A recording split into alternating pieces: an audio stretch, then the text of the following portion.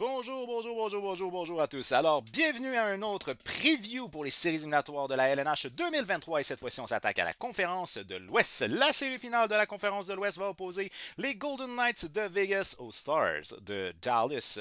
Alors, on a deux équipes ici qui étaient peut-être des équipes pressenties justement pour se rendre jusqu'en finale de la Coupe Stanley. Donc, je pense pas nécessairement ici qu'on a une méga surprise au niveau de la conférence de l'Ouest pour la finale. Les Golden Knights de Vegas sont rentrés en tant que premiers dans la division Pacifique en séries éliminatoires, alors que les Stars de Dallas étaient deuxièmes dans la division centrale. Ce qui fait donc que les deux organisations sont des organisations qu'on voyait comme étant peut-être prétendantes à la Coupe Stanley en début de séries éliminatoires. On a réussi à sortir les Jets de Winnipeg en première ronde du côté de Vegas, et ce en 5 matchs, mais soyons honnêtes, les Jets ne se sont pas vraiment présentés. Alors je pense pas nécessairement que ça a été le plus gros défi des Golden Knights depuis le début des séries éliminatoires. Par contre, les Oilers d'Edmonton se sont quand même très bien battus, même si on a réussi à les sortir en 6. Les Oilers d'Edmonton, on se le cache pas, c'est un système de jeu défensif ultra poreux. C'est une organisation qui défensivement en arrache, puis leurs gardiens de but peuvent avoir de la difficulté, mais tu peux pas blâmer les gardiens de but quand le jeu en avant les aide pas. Cela va de soi, tu sais. Donc bref, les Oilers, c'est une équipe qui s'est battue jusqu'à la toute fin, mais malheureusement, on a eu beaucoup de difficultés à compter des buts, entre autres lors du dernier match. Alors, c'est ce qui fait qu'on a réussi finalement à bloquer une des meilleures attaques de la ligue. Alors, du côté des Golden Knights de Vegas, on peut se dire vraiment très fier d'avoir sorti les deux monstres, Leon Draisaitl, qui connaissait des très bonnes séries, et Connor McDavid. C'est un très bon move qu'on a réussi à accomplir de ce côté-là. Et ça, malgré le fait qu'on n'a quand même pas des gardiens de but starter étoiles de la ligue en Laurent Brossoin et Eden Hill, on va se le dire. Alors que du côté des Stars de Dallas, on a réussi à sortir le Wild du Minnesota en 6 matchs, ce qui était quand même quelque chose de très intéressant. Si vous avez regardé cette série-là, c'était plutôt violent comme série. Ça a été une série qui était divertissante, mais on a affronté le Kraken de Seattle et ça a été... Wow! Une foutue de belle série. On a terminé ça en 7 du côté du Kraken de Seattle pour les Stars et franchement, ça a été toute une série, cette série-là. Le Kraken a été surprenant en saison régulière, surprenant en séries éliminatoires. Les Stars sont une équipe qui est balancée, qui est capable de refermer le jeu, de bloquer des tirs avec un gardien de but qu'on peut dire vedette en Huntinger. Et quand même, le Kraken a donné toute une opposition. Le Kraken n'avait pas un joueur de 100 points là, dans leur équipe. Fait que ça a été surprenant, mais on a eu un défi qui était un défi très important aussi. Fait que moi, je trouve honnêtement que les Stars en première ronde en ont peut-être. Ils ont eu un défi un peu plus dur que le Golden Knights, mais je pense que les Oilers ont donné une bonne opposition et le Kraken a donné une excellente opposition. Ce qui fait que c'est deux équipes qui ont fait face à l'adversité depuis le début des séries éliminatoires. Du côté des Golden Knights de Vegas, les statistiques sont ici, c'est des statistiques lors des séries éliminatoires, donc lors des deux premières rondes. On a une moyenne de buts marqués de 3,73. Wow! C'est une excellente moyenne de buts marqués. Une moyenne de buts encaissés de 3.0, ce qui est quand même correct parce qu'on a eu des matchs à très haut pointage dans ces éliminatoires cette saison. Par contre, un avantage numérique à 17.5 d'efficacité, c'est vraiment, mais vraiment pas vargeux du côté de Vegas. Et un désavantage à 60%, c'est vraiment pas bon. Je comprends que, et là, ça c'est à mettre, là, il faut qu'on le mélange dans notre café, là, c'est que le désavantage numérique à 60% quand tu affrontes les Oilers d'Edmonton qui avaient une efficacité de 50 quelques pourcents, ça l'affaiblit un peu ton désavantage numérique, on se le cachera pas. Sauf que, puis ça sera pas le cas. Les Stars de Dallas, c'est pas les Oilers d'Edmonton en avantage numérique. Sauf qu'un avantage numérique à 17,5%, c'est pas suffisamment opportuniste, à mon humble avis. Du côté des 5 meilleurs pointeurs des Golden Knights de Vegas, eh bien, on a notre cher Jack Eichel en 11 matchs, il a 6 buts, 8 passes pour 14 points. Des excellentes séries pour ce qui est de Jack Eichel, franchement. C'est la première fois qu'il participe à des séries éliminatoires, puis force est d'admettre, c'est qu'il s'en sort très bien. Le capitaine Mark Stone, en 11 matchs, il a 5 buts, 7 passes pour 12 points, donc plus d'un point par match pour un joueur aussi complet que Mark Stone. C'est des très bonnes séries de son côté à lui. Un fait qui est un fait assez anecdotique, c'est que du côté des Golden Knights, on a genre deux joueurs.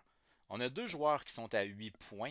Fait qu'on a quand même un gauge assez mal réparti, j'oserais dire. C'est-à-dire des joueurs qui fournissent beaucoup plus que d'autres. Et ça, c'est pas nécessairement avantageux. Mais il en reste pas moins qu'on a beaucoup de gars qui se sont inscrits à la fiche de pointage. Et ça, c'est quand même avantageux. Chandler Stevenson, le troisième meilleur pointeur, il a 6 buts, 4 passes pour 10 points. Jonathan Marchessault, lui, en 11 matchs, il a 5 buts, 5 passes, 10 points. 5 buts, mais 3 en une période. OK? Donc, il y a 3 buts, je me souviens plus c'était quel match, là, mais genre en deuxième période contre les Oilers. Il a fait un tour de chapeau. So, bref, sa production a été un peu plus en dents d'ici, mais il reste pas moins qu'il avoisine quand même les 1 point par match au niveau des séries éliminatoires 2023. Et par la suite, Barbachev, qui lui s'en sort bien en séries éliminatoires, 11 matchs, 4 buts, 5 passes pour 9 points.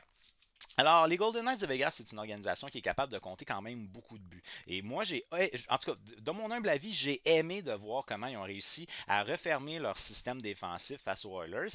Fait que ça me met relativement en confiance. Mais ce qui ne me met pas en confiance du côté des Golden Knights de Vegas, c'est assurément les gardiens de but. J'en reviens pas qu'un gars comme Brossoit et Aiden Hill soient ton partant en séries éliminatoires. Je comprends l'idée qu'il y a des blessés et tout ça, là, mais bout de vierge, cette équipe-là a réussi quand même à se rendre en finale de conférence avec des gardiens de but qui pourraient être des troisièmes, voire des gardiens de but quatrièmes dans d'autres équipes de la Ligue. Fait que c'est un point d'interrogation. Mais l'équipe a été capable de resserrer le jeu face à l'attaque puissante des Oilers. Et ça, c'est non négligeable. Laurent Brossoit en séries éliminatoires, il a 8 matchs, 3,18 de moyenne, 894 d'efficacité.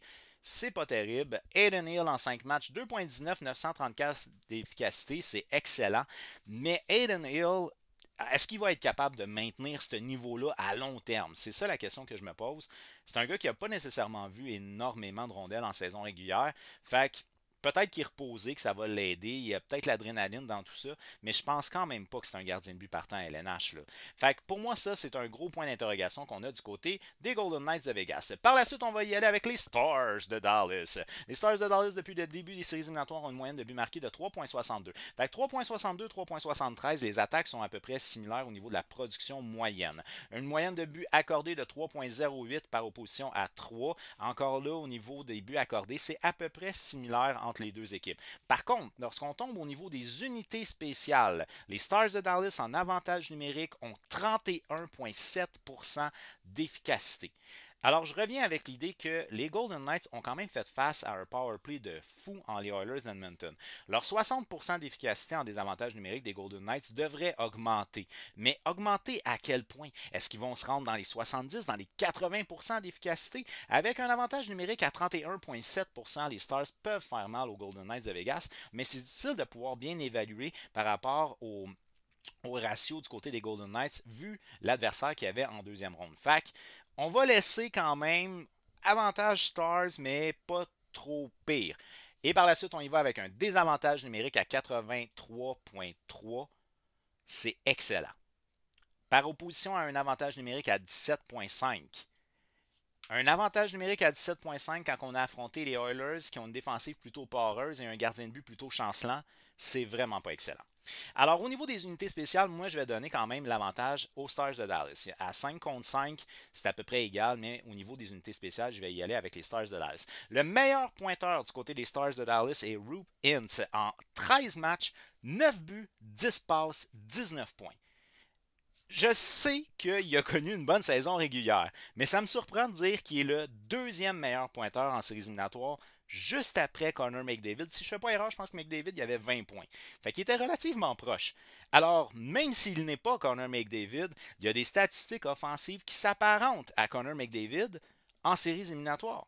Alors, Roope Hintz a des séries de feu actuellement, mais il a connu quand même une très bonne saison. Puis on sait que ce fameux premier trio-là, en Hintz, Robertson et Pavelski, fait des flamèches continuellement. Fait que bref, très bonne série éliminatoire pour ce qui est de Hintz. Par la suite, on a Jason Robertson en 13 matchs. Il a 2 buts, 10 passes pour 12 points. Robertson, c'est un gars aussi qui peut s'impliquer physiquement. Ça, c'est quelque chose qu'on va aimer de son côté à lui parce que c'est un gros bonhomme. Donc, même si sa production offensive pourrait peut-être se calmer un peu, il va avoir une présence physique quand même importante. Mais après d'un point par match, Robertson a des bonnes séries. Et le troisième meilleur pointeur, Max Domi. Je suis pas mal sûr qu'il n'y a pas grand monde qui aurait aimé miser sur Max Domi comme étant un acteur important au niveau de la production offensive des Stars de Dallas. Mais en 13 matchs, il a 3 buts, 8 passes pour 11 points. Il s'approche du 1 point par match, notre Max Domi. Par la suite, on a le bon vieux Joe Pavelski, qu'on sait il était blessé en début de série. Il a joué uniquement 8 matchs. En fait, il avait joué un match, il s'est blessé. Il a manqué une coupe de match. Donc, il a joué uniquement 8 matchs, 8 buts en 8 matchs pour le vétéran Joe Pavelski. 2 passes et 10 points. Mais on se rappelle qu'il y a eu une coupe de buts dans le même game. Hein? Alors bref, pour ce qui est de Joe Pavelski, on a quand même des bonnes séries éliminatoires. C'est un gars qui a de l'expérience, c'est un gars qui a du leadership. Puis le trio qu'ils ont avec Hintz et Robertson, c'est un des trios les plus dangereux de la LNH. Donc bref, c'est des gars qui peuvent faire très mal. Jamie Benn, depuis le début des séries éliminatoires en 13 matchs, il a 2 buts, 8 passes pour 10 points. C'est important de mentionner qu'on a 3 joueurs qui sont à égalité avec 9 points en termes de production offensive. Je compte là-dedans notre cher Tyler Seguin. Joueur vétéran, ça va bien. Miro Heiskanen, défenseur à caractère offensif, ça va bien. Evgeny Dadonov. C'est plus le même homme. C'est plus le même homme. Depuis qu'il est déménagé au Texas, ce gars-là s'est trouvé une deuxième nature. Donc bref, 9 points pour ce qui est de Dadonov depuis le début des séries éliminatoires. Par la suite, on y va en termes de gardien de but. Et bien, du côté des Stars de Dallas, il n'y a pas de question à vous poser. On a un gardien de but partant dans la LNH et il s'appelle Jake Oettinger. En 13 matchs, 2,75, 903 d'efficacité. Il a été coup-ci, coup-ça à certains matchs et il a été une star à d'autres matchs. Alors, c'est difficile un peu parce qu'il n'est pas stable dans ses performances et ça peut être problématique parce que Scott Wedgwood, 2 matchs, 3,41 de moyenne, 833 d'efficacité, c'est pas lui qui va venir sauver un match. Alors que du côté des Golden Knights, Adin Hill peut venir sauver un match.